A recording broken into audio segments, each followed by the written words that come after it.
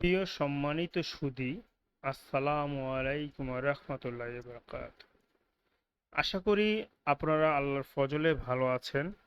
বর্তমানে আমি অনলাইনে প্ল্যাটফর্মে ইউটিউবে একটি চ্যানেল খুলেছি, যার উদ্দেশ্য হচ্ছে নিজে জানা এবং অন্যকে জানানো।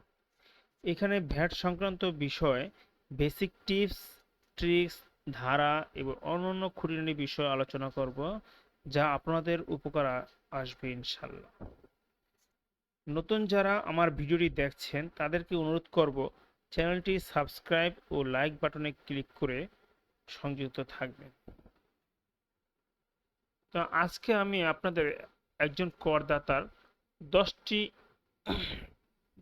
বেসিক বিষয় জানা থাকা দরকার।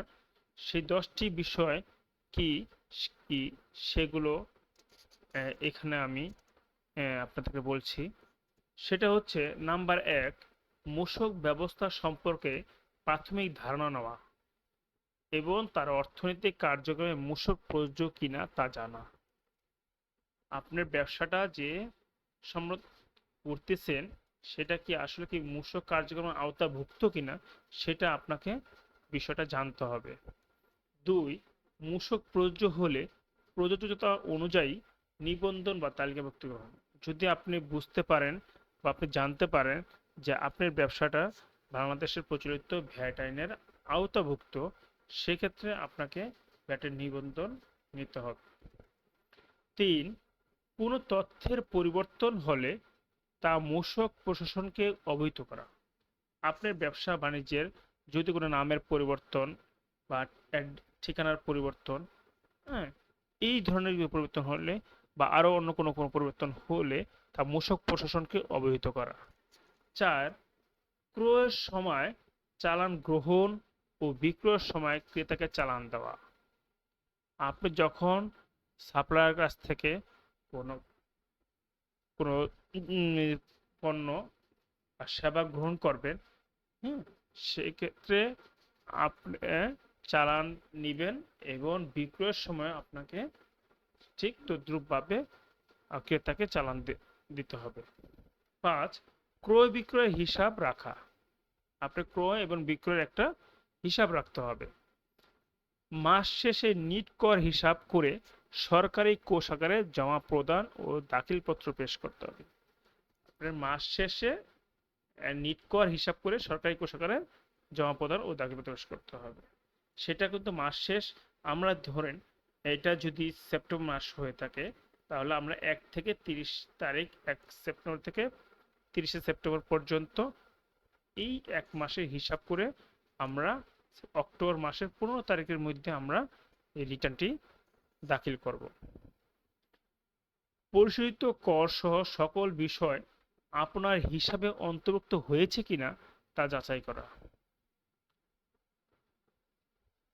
এখানে পরিশোধিত কর সহ আপনি যে করগুলো পরিশোধ করেছেন, সোর্স ট্যাক্স কেটেছে, অন্যান্য যা বিষয়গুলো কাটছে, হ্যাঁ,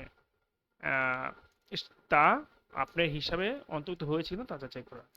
8, উৎস কর্তনের দায়িত্ব থাকলে তা প্রতিবেদন করা।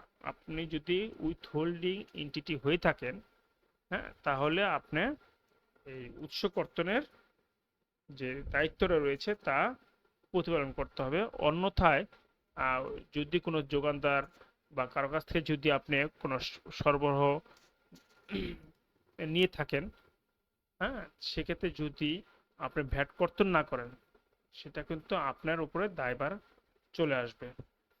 9, আইনের আওতায় কোনো মূসক কর্মকর্তা কোনো সহায়তার অনুরোধ করলে তা করা। 10, নিজের দায়িত্ব ও অধিকার সম্পর্কে সচেতন হওয়া। এই 10টা বিষয়, আমি যে 10টা বিষয় নিয়ে পয়েন্টগুলো বললাম, এই 10টা বিষয় একজন করদাতার বেসিক বেসিক বিষয়, সে বিষয়গুলো আপনার জানা উচিত। এছাড়া আমাদের যে রেজিস্টার, ক্রয় বিক্রয় হিসাব, বিভিন্ন রেজিস্টারগুলো মেনটেন করতে হয়, সেই মেনটেনগুলো সেগমেন্টগুলো আপনাকে জানা দরকার। যেমন কে কী চালানো, আপনি যদি সরবরাহ করেন সেক্ষেত্রে আপনাকে মূসক চালানপত্র দিতে হবে। মূসক চালানপত্র 6.3, আর তারপর ক্রয় হিসাব পুস্তক বই মেনটেন করতে হয় 6.1, বিক্রয় হিসাব পুস্তক করতে হয় 6.2, চলতি হিসাব পুস্তক করতে হয় 6.2.1, এবং আপনার দাখিলপত্র যেটা 9.1, 9.1 এটা লিখতে হয়। এই দাখিলপত্র আপনাকে তৈরি করতে হবে।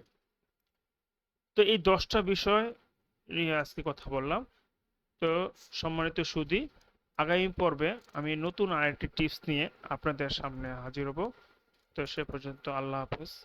আসসালামু আলাইকুম ওয়া রাহমাতুল্লাহি ওয়া বারাকাতুহু।